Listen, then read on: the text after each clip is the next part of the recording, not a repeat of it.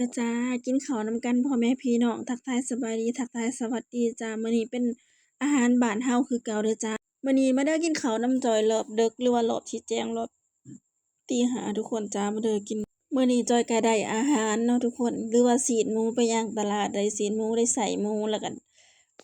มาคะลังนำแต่บ่ฮู้ว่าภาษาไทยเพิ่นเอิ้นหยังแล้วก็มาคั่วใส่กระเทียมใส่ตะไคร้หรือว่าใส่หัวสิงไข่แบบบ้านเฮามากินไปย่างตลาดก็บ่ฮู้ว่าสิซื้อหยังก็เลยไปเห็น ใส่อ่อนหมูแล้วก็เนื้อหมูแล้วก็บักหลังหมูจอยซื้อมาในร้อยละใน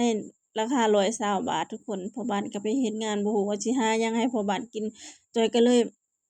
ไล่เนื้อหมูมาได้เครื่องในหมูมาใส่อ่อนหยังแล้วก็มาหั่นๆมาซอยใส่แล้วมาคั่วจ้ะมื้อนี้ก็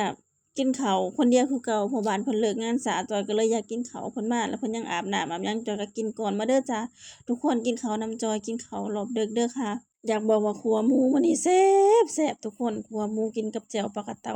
ผักแก้มก็มีใบโหระพามีมะเขือจอยก็สิกินผู้เดียวแบบสิพ่อบ้านเพิ่นมาอำหลังก็สิให้เพิ่นกินนำหลังเนื่องจากจอยกับพ่อบ้านเฮ็ดงานคนละบ่อนกันเนาะก็เลยเลิกงานบ่ตรงกันมาเด้อจ้ากินข้าวนำจอยแซ่บๆเด้อพี่น้องขัวหมูมื้อนี้อยากบอกว่าแซ่บเลยทุกคน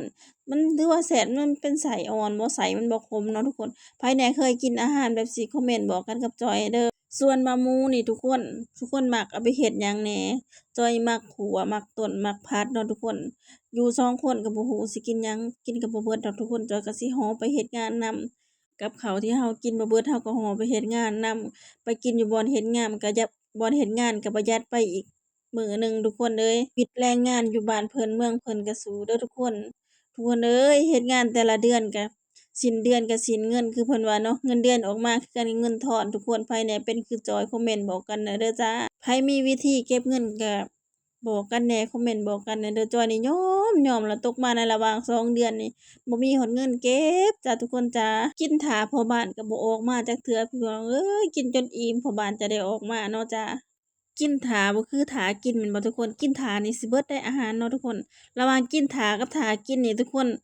คอมเมนต์บอกกันแหน่ทุกคนมักแนวใดส่วนจอยนี่กินท่าและจอยนี่มักกินท่าได้ทุกคนเพราะว่าไผกินก็ไผอิ่มเนาะไผบ่กินก็แม่นผู้นั้นบ่อิ่มผู้ใดมาช้าก็แม่นเบิดว่าซั่นจ้าเฮ็ดงานก็ร้อนส่วนที่ตกอยู่บ่อนจอยอยู่ก็ตกอยู่ทุกคนบ่ทุกคนอยู่ตกอยู่บ่จ้าอยากบอกว่าเห็นคลิปนี้ก็ยังอยากอีกเด้อจ้าทุกคนขัวหมูกินกับแจ่วปลากระเตาใบโหระพากับแกล้มมะเขือน้องข้างห้องเพิ่นให้มาเด้อจ้ากินข้าวนำกันจ้า